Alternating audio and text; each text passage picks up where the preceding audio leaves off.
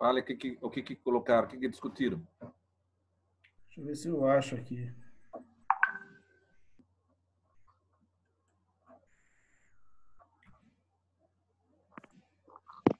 O senhor não consegue abrir o microfone da Bruna, né?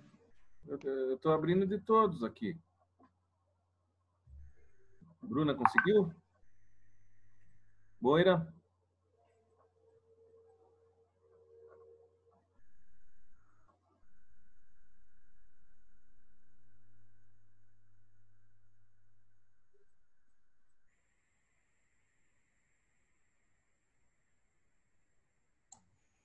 Alô? Deu Conseguiu certo? abrir? Aí a Moira chegou. Ô, Moira, eu tava falando pro professor que você e a Bruna tinham colocado umas definição bem legal no grupo, né? Uhum. Vamos lá, mãe. O que você colocou, ô Bruno? Eu coloquei assim, calúnia é eu chegar e dizer, viu, você sabia que fulano foi na casa de ciclano e furtou as joias da mãe dele? Sabendo que isso nunca aconteceu e fulano não fez isso. Difamação é eu chegar num lugar e começar a falar mentiras sobre uma pessoa, tipo, nossa, você sabia que tal pessoa sai com gente casada, já destruiu vários casamentos, sabendo que isso é mentira. Porém, a forma como as pessoas irão ver essa pessoa agora é outra, pois eu sujei a reputação dela. E a injúria seria quando eu chego numa pessoa muito conservadora, por exemplo, um senhor de 90 anos, e chamo ele de corno. Aquilo vai ferir o ego dele. Ele próprio vai, independente do que os outros pensem sobre ele. Tem um erro aí que você cometeu, é o seguinte. Na difamação, quando você deu exemplo, você falou sabendo falsa afirmação. Né? Uhum. O único tipo penal que exige como elemento de tipo a falsidade da imputação, ou seja, da imputação de um fato, é a calúnia. Né? O que eu deixei claro para vocês é que na difamação, tanto faz o fato seja verdadeiro ou falso. Então, não precisa nem deixar claro. Ainda que seja verdadeiro o fato, o crime ele subsiste. Então, ainda que, por exemplo, a pessoa tenha saído com vários outros indivíduos, não vai ter oportunidade para você demonstrar a veracidade desse fato, porque o tipo penal ele não exigiu que o fato imputado fosse falso. Então, na difamação, falei que é muito mais fácil o cidadão cometer o crime de difamação do que o crime de calúnia, porque, como nós já mencionamos, a calúnia é a imputação de fato falso definido como crime. Então, perceba que a falsidade do fato ela é um elemento do tipo penal. E por que existe isso? Porque o Estado tem interesse em saber se quem foi autor de determinado crime.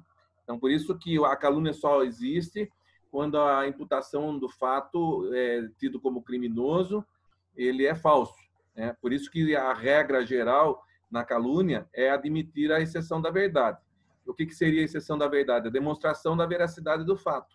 Porque se você demonstra que o fato imputado, definido como crime, ele é verdadeiro, você não está praticando a calúnia tendo em vista que você está afastando um dos elementos do tipo penal, que é ser falso o fato imputado. Obviamente que nós vimos que a regra geral na calúnia é admitir a exceção da verdade, salvo aquelas 3 hipóteses que nós já mencionamos para vocês, que são aquelas previstas no artigo 130, deixa eu pegar aqui, 138,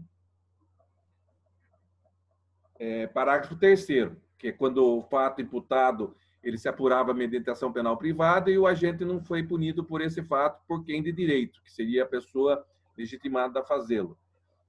A segunda hipótese que também não admite é quando qualquer das pessoas indicadas no número 1 do artigo 141, que era o presidente da República e chefe de governo estrangeiro. E a terceira hipótese que também não admite exceção da verdade é naquela hipótese em que o agente, embora fosse de ação penal pública, o agente já foi processado e foi absolvido por sentença irrecorrível. Então, a regra na calúnia é admitir a exceção da verdade, permitindo que o agente demonstre que o que ele falou é verdadeiro. Se ele faz isso, não responde pelo crime, salvo essas hipóteses em que ele não terá oportunidade de alegar a exceção da verdade. Depois, nós falamos a respeito da difamação. Da difamação, basta que o agente impute a prática de um fato ofensivo à reputação da vítima. Então, nesse tipo penal, como nós mencionamos, não existe a necessidade, vamos ler o tipo só para vocês. difamar alguém imputando-lhe fato ofensivo à sua reputação. Percebam que neste tipo penal não se exige a veracidade do fato. Não se fala em imputação de fato falso, ofensivo à reputação. E por que isso? Porque o Estado não se importa. Não é de interesse do Estado saber se esse fato é verdadeiro ou não, tendo em vista que ele não caracteriza a prática de crime. Então, diz respeito à vida privada das pessoas. Então, como eu mencionei, ninguém tem o direito de falar sobre a vida alheia, ainda que verdadeiro seja o fato, desde que ofensivo à reputação. Salvo a hipótese da calúnia, quando se pode demonstrar a veracidade do fato. Na difamação, basta a imputação de um fato ofensivo à reputação.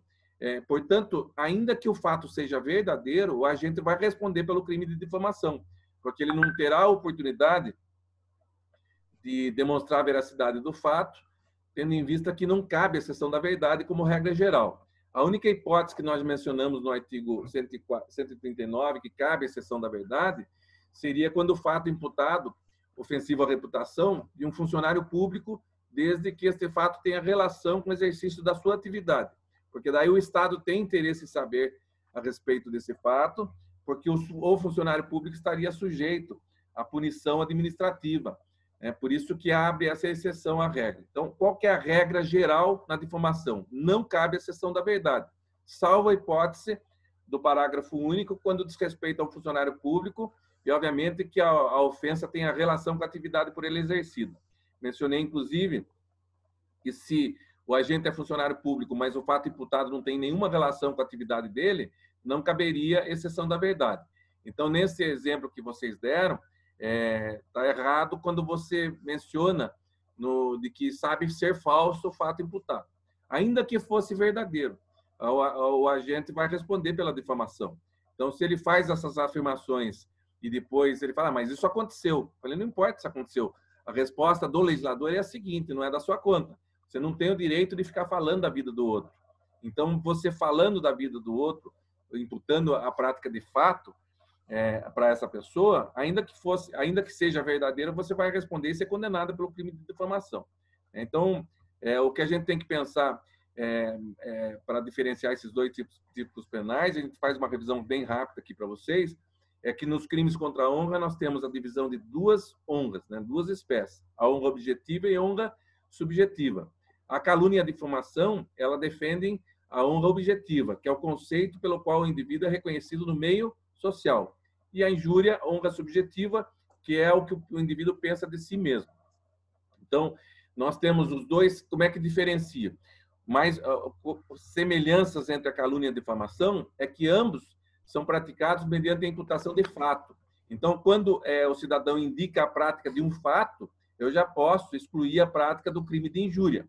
Então, se eu disse, fulana de tal saiu com várias pessoas, né, eu estou imputando fato a essa pessoa, dessa pessoa, de forma que eu já não vou colocar aqui o reconhecimento do crime de injúria. Se eu chamo a pessoa de vagabunda, né, aí eu já estou praticando o crime de injúria porque eu não estou imputando a prática de fato, e sim atribuição de qualidade negativa.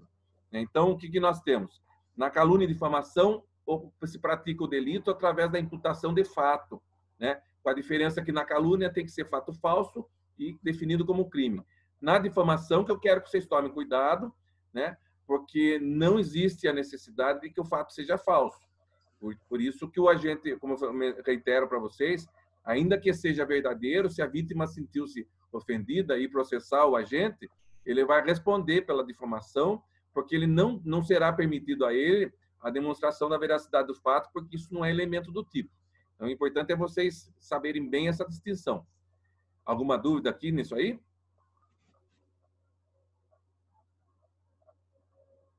Entenderam a diferença?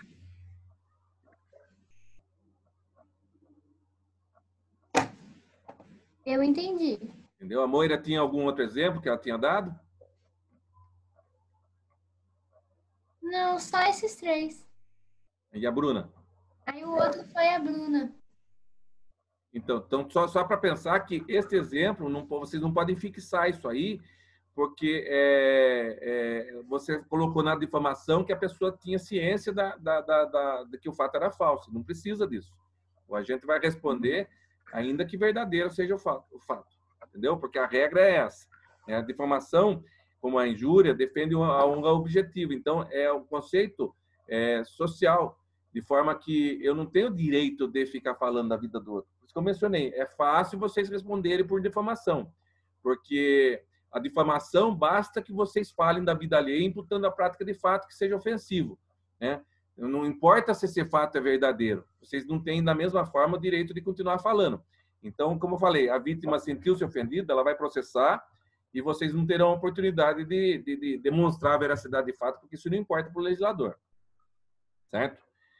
Agora, quando o cidadão fala vagabundo, burro, idiota, eu já posso excluir de imediato a prática do crime de calúnia e difamação, porque percebam que nessas expressões não se está imputando a prática de fato.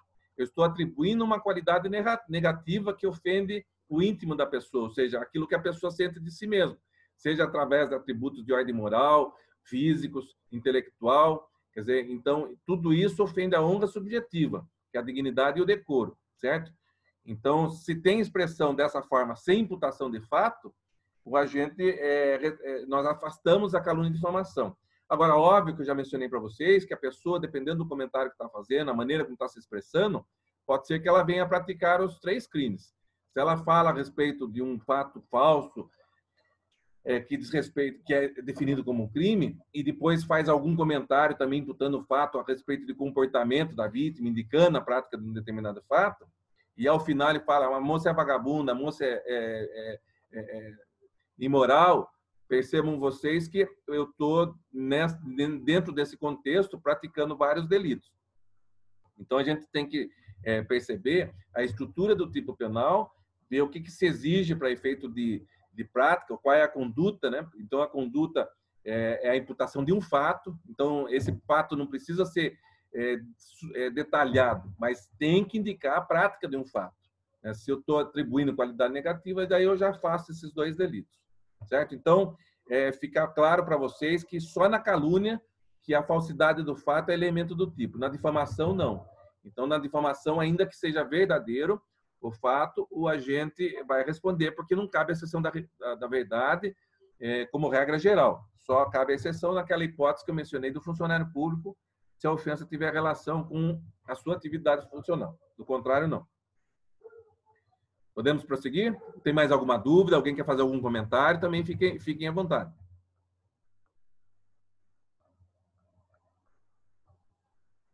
Até foi bom vocês passarem isso para mim, porque senão isso podia acarretar num erro entre vocês. Então, tá jóia. Então, vamos lá. Então, nós terminamos, pelo que eu vi, os crimes de calúnia e difamação. Agora a gente parte para o crime de injúria. Artigo 140 do Código Penal.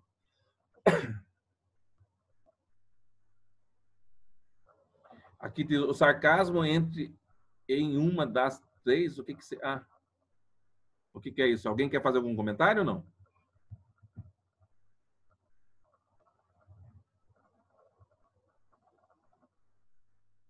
Alguém quer algum comentário? Eu não entendi o que está no chat aqui.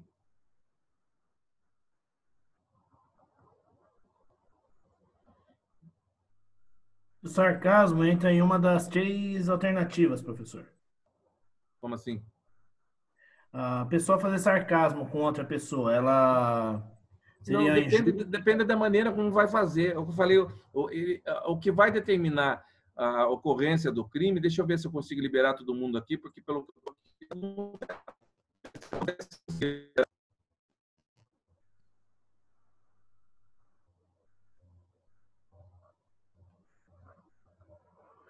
o que define não é o sarcasmo, porque na verdade, o que a gente tem que, para identificar, a gente tem que verificar se está sendo imputado fato. Se o que eu estou falando é imputação de fato e a intenção do agente, que eu falei para vocês, os 2 crimes, na verdade os 3 delitos exigem elemento subjetivo dolo, ou seja, a intenção de injuriar, a intenção de caluniar, a intenção de difamar. Ou seja, é nítida a intenção do agente de ofender a honra do sujeito passivo. Se é uma brincadeira, se é uma piada, o crime. O crime só se pratica mediante dolo, ou seja, os 3 delitos. A brincadeira, quando se faz... Tanto que a gente a gente chama dos humoristas, a brincadeira jocosa, que é feito com sarcasmo, inclusive, quando é feito em relação a uma pessoa. Isso não caracteriza o crime. O que tem que ser destacado, tem que ser identificado, tem que ser demonstrado é a intenção de ofender. Se você faz a brincadeira, ainda que de mau gosto, mas não com a intenção de ofender, isso não configura o crime. Os crimes exigem o dolo na conduta, ou seja, a intenção de ofender a integridade, a honra objetiva ou subjetiva do sujeito passivo. Liberar? Quem me pediu está liberado ou não? Então vamos lá.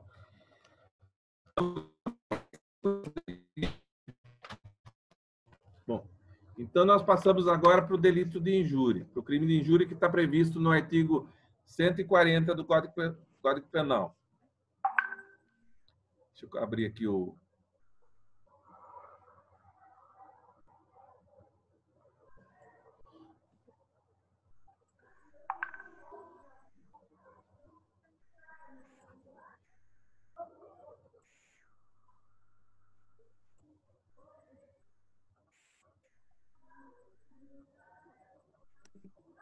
Então, vamos lá. Então, a gente vai trabalhar agora com o artigo 140 do Código Penal. Se tiverem alguma dúvida, por gentileza, é só ativar o microfone e falarem comigo aqui, que a gente resolve na hora. Ou tenta resolver, né? Vamos lá. Então, o crime de injúria. Percebam vocês que daí já altera a forma como está descrita a conduta do agente. É injuriar alguém ofendendo-lhe a dignidade ou decoro. Percebam que nos artigos anteriores, na calúnia e na difamação, está lá, imputando-lhe fato ofensivo. Na calúnia, imputando-lhe falsamente fato definido. No crime de injúria, não se tem a imputação de fato. Então, quando a gente vai verificar a existência do delito, basta a gente analisar se foi por escrito, se foi verbalmente, se isso indica a prática de fato. Se indica a prática de fato, nós vamos ter que analisar se é crime de calúnia ou crime de difamação. Quando não tem imputação de fato. Alô? Quando não tem imputação de fato, mas apenas atribuição de qualidade negativa, aí que nós teremos o crime de injúria.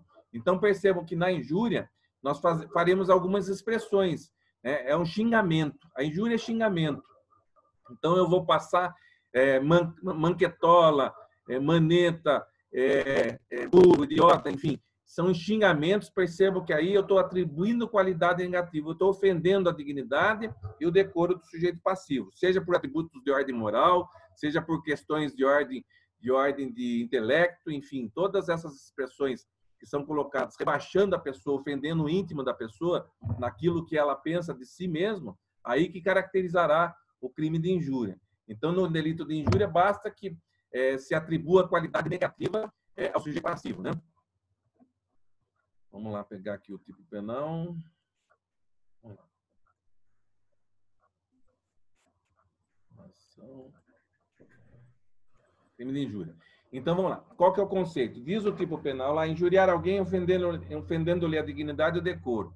Então, é a ofensa do decoro, que eu falei, tanto atributos de ordem intelectual ou moral. O decoro, ele protege os atributos de ordem física e intelectual. E a dignidade moral, chama de vagabunda, por exemplo, é de ordem, dignidade. Você chama um cidadão de maneta, burro, em relação ao decoro. O que se protege? A primeira coisa que seria qual é o bem jurídico tutelado. Então, eu já falei para vocês que não basta que vocês respondam para mim que o crime protege, tem como bem jurídico tutelado a honra, porque há uma distinção entre a honra objetiva e a honra subjetiva. Então, se eu perguntar qual é o bem jurídico tutelado do crime de calúnia, vocês têm que responder honra objetiva. Se eu perguntar qual que é o bem jurídico tutelado no crime de injúria, vocês têm que me responder que é a honra subjetiva. E por isso que existe o conceito de cada uma delas. Em relação à honra subjetiva, como eu já mencionei para vocês, é o que a pessoa pensa de si mesmo, né? Então, o que você está ofendendo são atributos de ordem intelectual, física, de ordem moral. Ou seja, você ofende o decoro ou a dignidade do sujeito passivo. Você não está imputando a prática de fato. Você está atribuindo uma qualidade negativa para essa pessoa, ofendendo o que ela pensa. Quer dizer, você está desmerecendo essa pessoa em alguns dos seus atributos. Então, em relação ao crime de injúria, o bem jurídico tutelado, portanto, é a honra subjetiva, que é o sentimento que cada pessoa tem de si mesmo. Da mesma forma, como nós vimos nos crimes de calúnia e difamação, o sujeito ativo, quando a gente verifica quem pode ser sujeito ativo, a gente tem que analisar no tipo penal se existe alguma qualidade especial para a prática do delito. E quando a gente lê injuriar alguém, ofendendo-lhe a dignidade ou o decoro, a gente chega à conclusão de que o legislador não exigiu nenhuma qualidade especial para a sua prática. Portanto, a gente pode classificar o crime como sendo um crime comum, porque pode ser praticado por qualquer pessoa. Você diz que se exige uma qualidade especial para a prática. Mas isso a gente analisa lendo o tipo penal. É no tipo penal que o legislador vai exigir ou não uma qualidade especial para a sua prática. Da mesma forma também, nós passamos aqui para o sujeito passivo. No sujeito passivo, está aqui qualquer pessoa, mas convém a gente fazer algumas considerações. Nós vimos lá que na calúnia, a pessoa jurídica ela pode ser sujeito passivo do crime de calúnia quando for imputado a ela qualquer crime que ela possa ser sujeito ativo, ou seja, que ela possa responder como autora do delito. Então, são poucos os delitos que a pessoa jurídica pode praticar, e são esses que são indicados na própria Constituição da República. São os crimes contra a ordem tributária, contra a economia popular, contra o meio ambiente. Então, lá nós vimos que a pessoa jurídica, na calúnia, ela só poderia ser sujeito passivo se o fato imputado dissesse respeito à prática de delitos que ela podia responder. Em relação ao crime de difamação, nós chegamos à conclusão que a maioria da jurisprudência permite que a pessoa jurídica seja sujeito passivo, porque, como nós mencionamos, basta a imputação de um fato ofensivo à sua reputação. E a pessoa jurídica tem um nome a zelar, que é respeitado socialmente. Isso causa prejuízo, não só financeiro, como também à imagem da pessoa jurídica. Então, em relação ao tipo penal da difamação, é pacífico que a pessoa jurídica ela pode ser sujeito passivo, ou seja, vítima do delito. Em relação ao crime de injúria, o que vocês acham, Eduardo?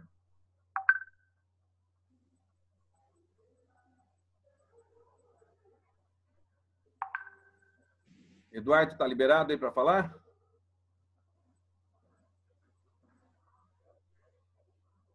Alguém? Bruna?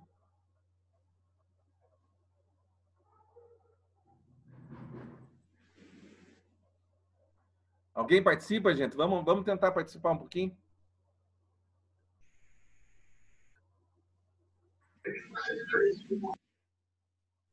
Professor, está travando o seu áudio?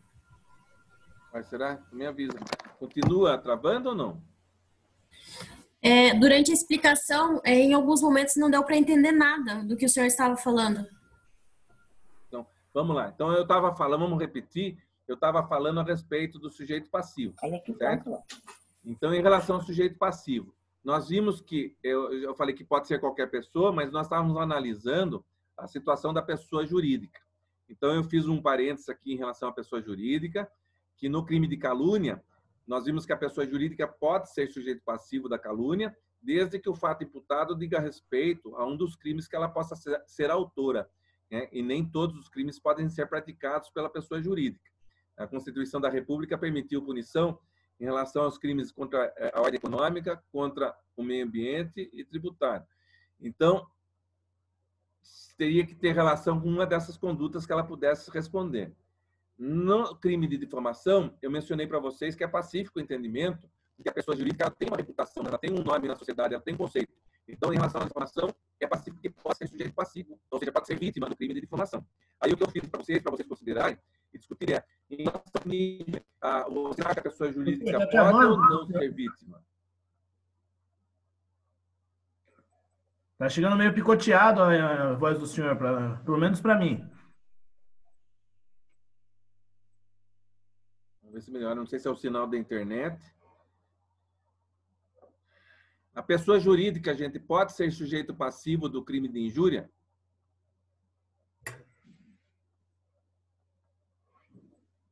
O que vocês acham?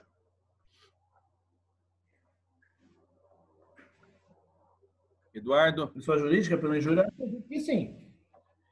Então, vamos analisar. O que eu quero lançar a pergunta para vocês começarem a trabalhar com o conceito que nós estamos dando. Alguém pensa diferente ou não, do Eduardo?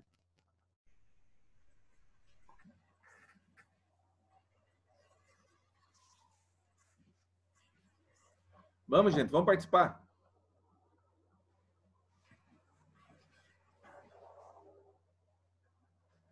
Eu acredito que não, professor. Por quê? Vamos lá, vamos discutir porque para a gente acalorar essa aula. Eu entendo que a pessoa jurídica não teria como ofender ela por ela não ter honra. Não, já dimos, esse não é argumento, porque veja bem, honra tem tanto que ela pode ser sujeito passivo do crime de difamação. Né? Porque a honra é um conceito, na difamação, é um conceito de ordem social. Né? Então, ela pode ser atingida no seu conceito de ordem social. Né? Mas qual que é a questão que você está no caminho certo? Mas por que... Seria a questão da honra subjetiva, Exatamente. Então. A honra subjetiva tem que ser uma pessoa. Exatamente. O que é honra subjetiva? Está aqui na tela para vocês. Sentimento que cada pessoa tem o quê? De si mesma. De si mesma. Entendeu? Então, por esse motivo, é que a pessoa jurídica ela não pode ser vítima do crime de injúria, porque ela não tem um sentimento do que pensa de si mesmo. Ela não vai ser ofendida no decoro ou na dignidade, porque isso é algo que a pessoa sente de si mesma. Então, em relação à difamação, que são atributos de ordem moral, mas social, que é a imputação de fato que ofende a sua reputação na sociedade, sim, tranquilo. Mas no crime de injúria, o que se defende é a honra subjetiva, é o sentimento que cada pessoa tem de si mesma. Né? E, obviamente, que daí a pessoa jurídica ela não tem um sentimento de si mesma. Então, se eu chamo uma pessoa jurídica de ladra, né, de sem vergonha, eu não vou estar ofendendo a honra subjetiva porque ela não tem honra subjetiva, ela não tem um sentimento próprio de si mesma, ela não vai se sentir ofendida em relação a isso. Então, em relação ao crime de injúria, a pessoa jurídica não pode ser sujeito passivo. Melhorou em relação ao som, gente? Melhorou. Por enquanto, melhorou. Entenderam essa situação? Sim. Sim. Tipo objetivo. Né? No tipo objetivo que eu falei, a gente analisa a conduta que está descrita. Né? Injuriar alguém. Percebam lá, diferente dos outros dois delitos, não se coloca lá imputação de fato. Né? É apenas injuriar, é a atribuição de qualidade negativa. Então, no tipo objetivo, percebam, não há imputação de um fato. Então, quando tem imputação de um fato determinado, eu já posso excluir a injúria, porque na injúria não haverá imputação de fato. Haverá o que? Atribuição de uma qualidade negativa. Né? E o tipo objetivo também indica para nós, é de forma livre, porque isso pode ser praticado de todas as maneiras. Eu posso praticar o crime de injúria verbalmente, eu posso praticar isso através de um desenho, de um gesto, né? Eu posso fazer um desenho de porco da pessoa, eu posso fazer um gesto que a pessoa é sem vergonha, né? Então, é de forma livre, não tem o legislador não determinou como a conduta será praticada. Então, no tipo objetivo, o que a gente tem que deixar claro para vocês é que é de forma livre e que não se verifica a imputação de um fato, e sim de atribuição de qualidade negativa. Né? E depois disso, nós temos aqui o elemento subjetivo, ou seja, da mesma forma que os outros dois crimes, nós temos também o dolo, ou seja, o propósito de ofender, é a intenção de ofender. Né? Então, quando o crime não é praticado quando se faz uma brincadeira, ainda que a brincadeira seja deselegante, mas quando não se verifica que a intenção do agente era a ofensa, ele fez uma brincadeira de mau gosto, ele fez uma brincadeira fora de hora, mas não se verificou o propósito de ofender, ou seja, a intenção de ofender. Só se pune, portanto, o crime de injúria, assim como os outros dois delitos, calúnia e difamação, a título de dolo. Né? Consumação. Está escrito aqui, consumação quando chega ao conhecimento do ofendido. Por que é assim? Ou seja, porque nós vimos que tanto na calúnia como na difamação, o crime se consuma quando o fato chega ao conhecimento de terceiro. E aqui nós estamos vendo uma mudança, uma alteração. Aqui a consumação ocorre quando o fato chega ao conhecimento do ofendido. Quem que destaca para mim por que é diferente dos outros dois delitos?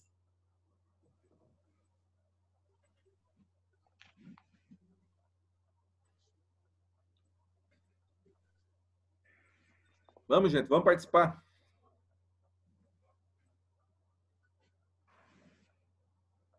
Por ser algo particular da pessoa, enquanto ela não tem conhecimento, não está se sentindo ofendida? Não, pelo seguinte, quem que falou?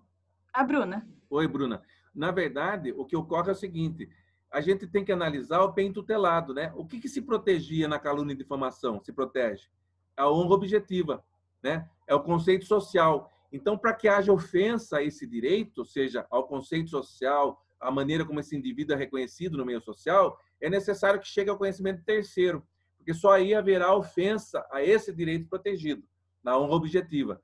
A honra subjetiva é o que a vítima pensa de si mesmo. Ou seja, eu estou ofendendo agora a vítima naquilo que ela tem como seu sentimento pessoal, sobre as suas virtudes, sobre as suas características. Então, percebo que para que haja ofensa a esse direito, né, eu analiso em relação ao bem tutelado, é necessário que chegue ao conhecimento de quem? Da vítima. Né? Porque se eu faço esse comentário para terceiro, mas não chegou ao conhecimento da vítima, não houve ofensa a esse direito que seria a honra subjetiva, que é o que eu penso de si mesmo. Se eu não sei o que falaram de mim nesse aspecto, eu não me senti ofendida. Óbvio, depois chegou ao meu conhecimento, que é assim normalmente que acontece. Ou é praticado na presença da vítima, ou ela tomou conhecimento em data posterior. Né? Mas a ofensa, a gente verifica aqui que a consumação está relacionada ao bem tutelado. Né? Como se protege o bem jurídico, seria a honra subjetiva, o que a vítima pensa de si mesma, somente haverá ofensa quando esse fato chegar ao conhecimento do ofendido. Porque você está atingindo a honra subjetiva, ou seja, o íntimo, o que a pessoa pensa dela mesma. Então, para que haja consumação do crime de injúria, é necessário que chegue ao conhecimento do ofendido. Para que haja a consumação do crime de difamação, tem que chegar ao conhecimento de terceiro. Por isso que eu falei que se a ofensa é feita para a pessoa, lá na difamação, diretamente para a pessoa, sem que outra pessoa esteja presente, não houve consumação do crime, porque o que se protegia lá é a honra objetiva. Na honra subjetiva, você ofende o que a pessoa pensa de si mesmo. Portanto, tem que chegar ao conhecimento do ofendido para que haja ofensa ao direito amparado. Né? Na difamação, obviamente que chegou ao conhecimento terceiro, o crime já está consumado. Quando a vítima tomar conhecimento, haverá daí uma iniciativa dela em eventual propositura de ação penal. Mas o crime já estava consumado quando o fato, na difamação ou na calúnia, chegou ao conhecimento terceiro, porque o bem tutelado justamente era o quê? A honra objetiva. Eu vi que vai cair aqui, eu já faço imediatamente a abertura de novo link e já estou enviando para vocês, tá bom?